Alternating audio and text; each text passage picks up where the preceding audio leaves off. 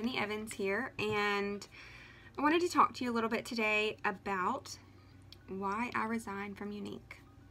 So it's been about a week and a half now that I am no longer with Younique.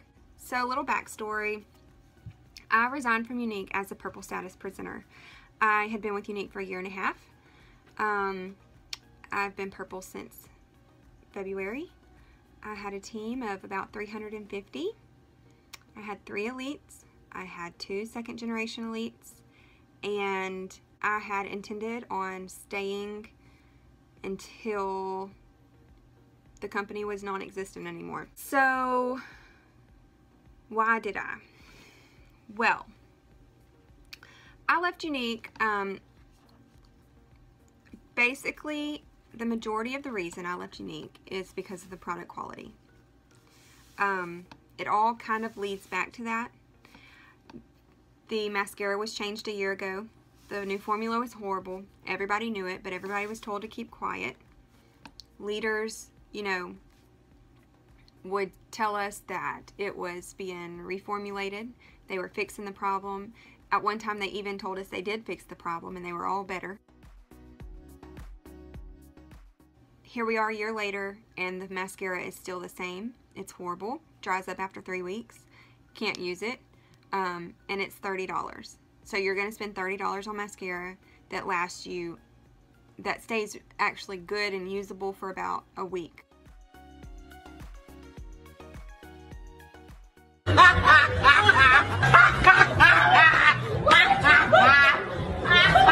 Why did I wait a year? Okay. The mascara was the first product that I really thought to myself, oh, this isn't right.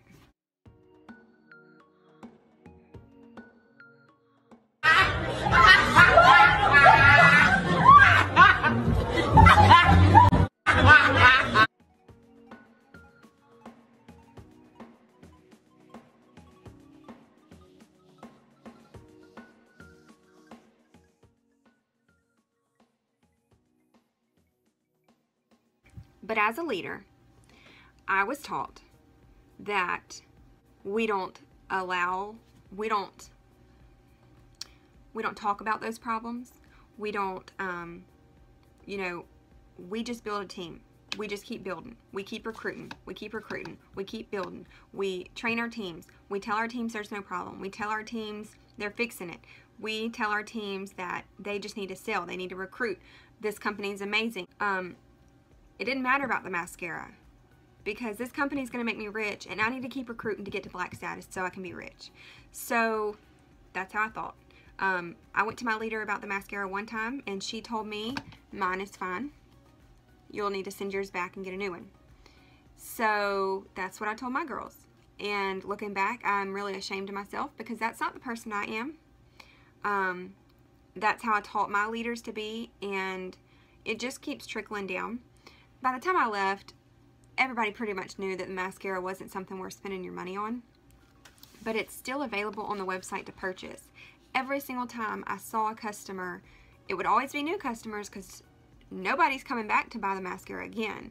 Every single time I saw a customer buy that mascara, I cringed. I cringed and thought, they're never going to buy from me again because they're spending $30 on something that I know doesn't work, and I'm allowing them to buy it from my website. Last fall, one of our kudos was the liquid eyeliner. So I'm a big liquid eyeliner person. I was so excited. I hyped all my customers up, and I get my liquid eyeliner, and it's horrible. It does not work how I need liquid eyeliner to work. Any liquid eyeliner person knows that that's not the way we need it to work. Here I am, like, my character is to be really honest, not confrontational at all, but I'm very honest. And if I have to tell you something that's not true, it eats at me. It eats me away if I'm even able to get it out, because a lot of times I can't even make myself lie. But if I get it out, I'm gonna feel bad afterwards. I'm gonna feel really bad. I had gotten to where I wouldn't do my eyeliner on my live videos because I knew that I didn't use that eyeliner. I wouldn't do my mascara on my videos because I knew I didn't use that mascara. I just found myself replacing items in my makeup bag with other brands, but yet here I am trying to sell these products to my family and friends. 10 out of 12 hours a day for the last year and a half, I've given my life to Younique. I've built myself a team. I made some income off of it, but at the same time, I've given Younique a 350 person team too. So here I am, killing myself. But then I realized, why am I doing this for a company who does not care about me enough to even give me products that are worth the price?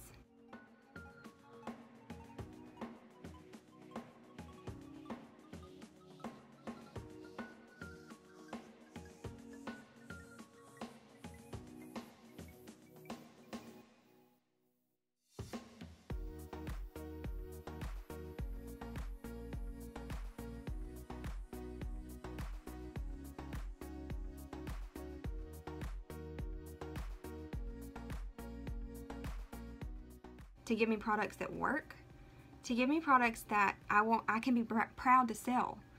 Younique knows that mascara doesn't work. They know that for $30, that mascara does not last people more than 3 weeks.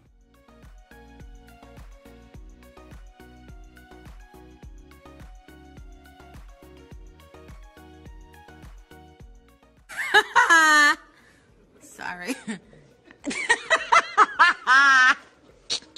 Everybody in Younique always talks about how wonderful the CEOs are and the corporate, and you know, there's just nothing else out there as good as Younique.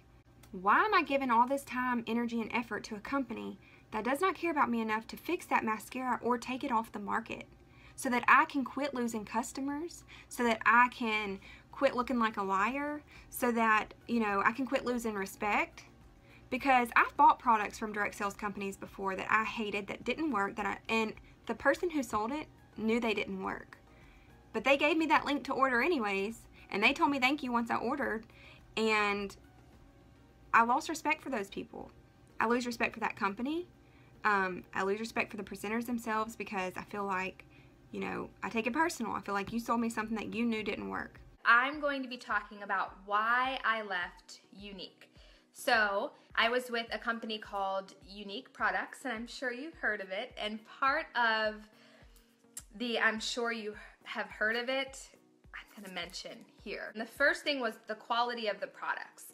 So if you look at when I started with that company and you kind of take a search on my timeline on Facebook, I was in love. I was obsessed. Hi, Jessica. I loved the products. The products, I liked them. And let me just tell you that I had lip stains that I loved, and mascara that I loved, and eyeshadows that I loved. Like, I had things that I really loved, and I was like, oh my gosh, this is awesome. I have these products. I wear them well. I'm going to be able to sell them. I'm going to make money. This is going to be great. I'm excited. And then inconsistency kind of took over.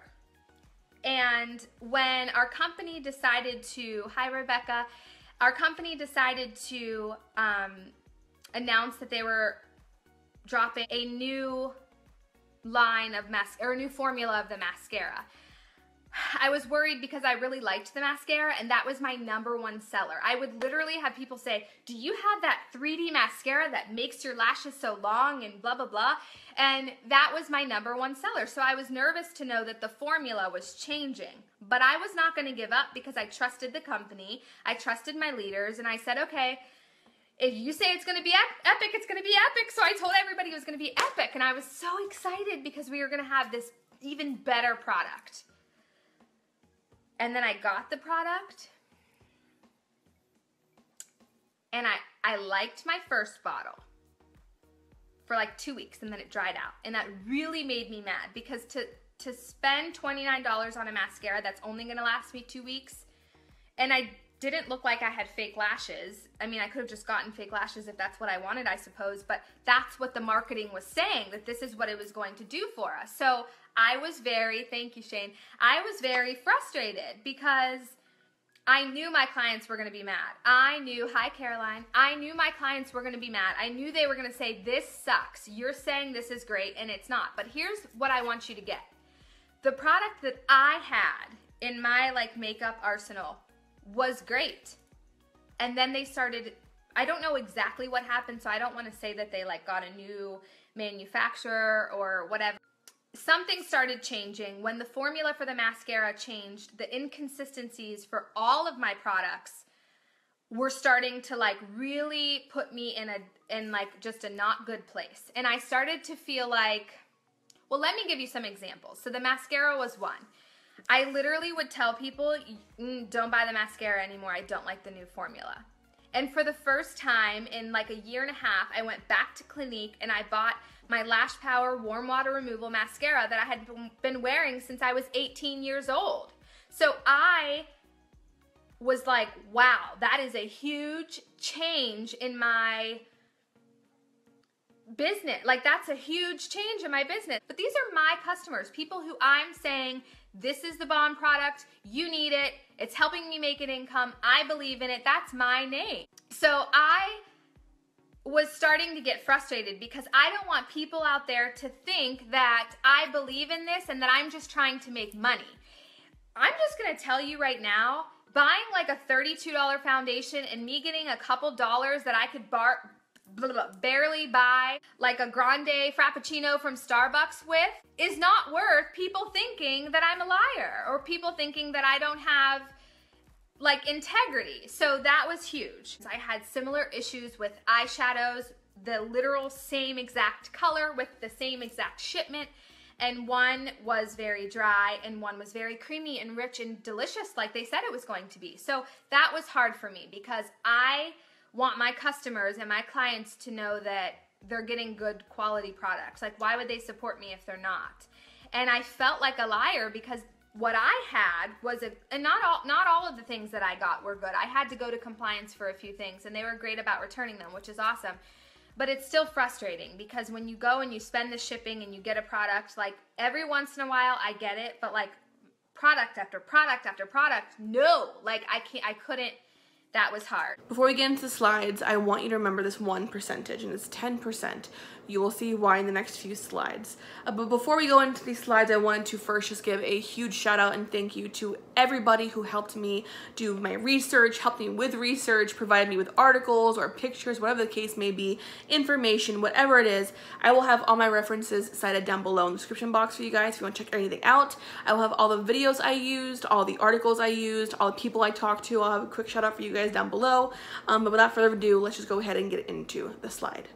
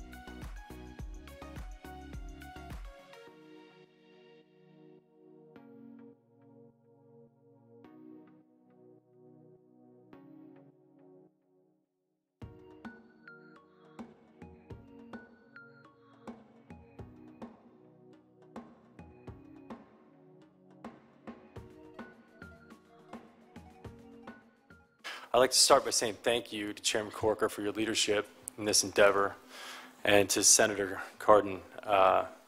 Your leadership has been extraordinary, and I'd like to also say thank you to the rest of the committee that has supported this effort. This is a bipartisan effort, and in a country that is riddled with bipartisan separation on so many things, slavery seems to come up as one of these issues that we can all agree upon. And I applaud you for your agreement, and I believe in you and your leadership and your ability to take us out of it. I'm here today to defend the right to pursue happiness. It's a simple notion, the right to pursue happiness. It's bestowed upon all of us by our Constitution. Every citizen of this country has the right to pursue it. And I believe that it is incumbent upon us as citizens of this nation, as Americans, to bestow that right upon others, upon each other, and upon the rest of the world. But the right to pursue happiness for so many is stripped away. It's raped. It's abused. It's taken by force, fraud, or coercion. It is sold for the momentary happiness of another. Now, this is about the time when I start talking about politics that the internet trolls tell me to stick to my day job. So I'd like to talk about my day job. My day job is as the chairman and the co-founder of Thorn. We build software to fight human trafficking and the sexual exploitation of children. And that's our core mission. My other day job is that of the father of two, a 2-month-old and a 2-year-old. And as part of that job that I take very seriously, I believe that it is my effort to defend their right to pursue happiness and to ensure a society and government that defends it as well. As part of my anti-trafficking work, I've met victims in Russia. I've met victims in India. I've met victims that have been trafficked from Mexico, victims in New York and New Jersey and all across our country. I've been on FBI raids where I've seen things that no person should ever see. I've seen video content of a child that's the same age as mine being raped by an American man that was a sex tourist in Cambodia. And this child was so conditioned by her environment that she thought she was engaging in play. I've been on the other end of a phone call from my team asking for my help because we had received a call from the Department of Homeland Security telling us that a 7-year-old girl was being sexually abused, and that content was being spread around the dark web. And she had been being abused, and they'd watched her for 3 years, and they could not find the perpetrator, asking us for help. We were the last line of defense. An actor and his foundation were the potential last line of defense. That's my day job, and I'm sticking to it.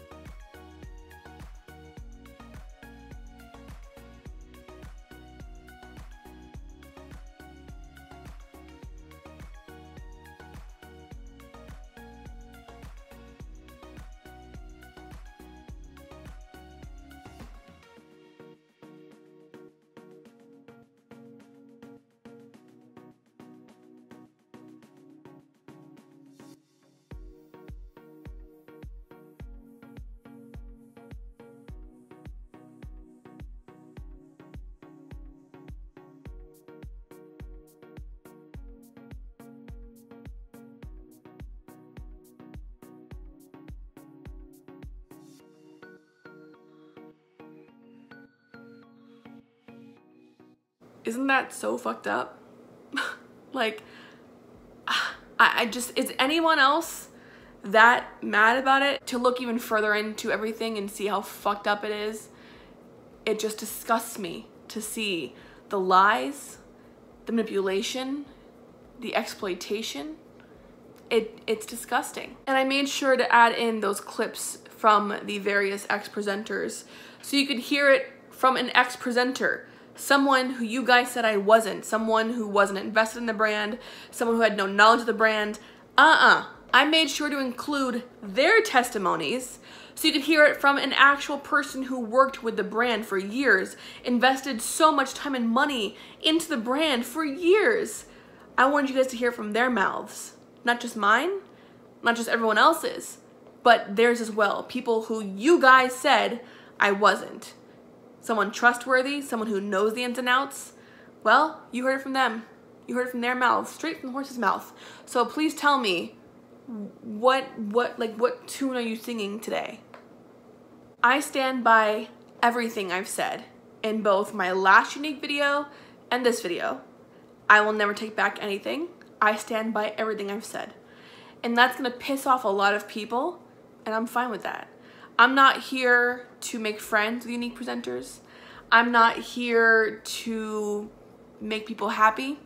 I'm definitely not aiming to do that whatsoever in this video, obviously. And quite frankly, there's a part of me that feels bad because I know that the main selling point of Younique is the fact that it is geared towards women who possibly, you know, maybe they're single mothers, or maybe they want to just be stay-at-home moms while the husband's away. They want to be able to spend as much time with their kids, and that's the one selling point they use. Above everything else, they always like to use the kids against the parent, obviously. Because me now being a mom-to-be, I can understand, I see things from a parent perspective. I can see why a woman would be like, oh wow, a chance to stay at home with my kid and be there for all his or her firsts and all this. Like, it would be so cool to be able to have all this money and to be able to do whatever I want whenever I want to do it. Like, it seems like it's such a cool idea, but at the end of the day, you put so much more into the company than what it gives back to you. And that's just been the general consensus for a lot of people. That I've seen so many people give their different accounts, give different testimonies as to why they left Younique. The number one reason why they left, above everything else, even the product quality being shit and losing customers because of that, because they don't give a fuck about the people, is because you put so much more into the brand than they give back to you. Think about that. If you are someone who has been on the fence about joining Younique, just do your research, whether it be with this video, my last one, any of the links that I have down below. Do your research. Don't listen to me. Listen to the ex-presenters. They have experience. They can tell you what to expect. They'll tell you how you'll be treated. Now granted, everyone treats everyone differently. Everyone has different training practices, but across the board, it's usually all the same because they're supposed to train how they're taught to train. And of course, everyone's gonna have that same uniform training method because it's a one brand, you know what I mean? So with that being said, just do your research and think to yourself, am I willing to do more for a brand than it's willing to do for me? And do I really want to be associated with a brand that uses tactics as disgusting as the ones I've shown you today in order to sell makeup that's clearly not worth the price tag whatsoever? I'd say it's a no for me personally. To you, it's whatever you guys want to think. But anyways, that's all I have for you guys for today. Thank you guys so much for watching. I will have everything linked down below, like I said, and I will see you guys in my next video. I love you guys. Bye.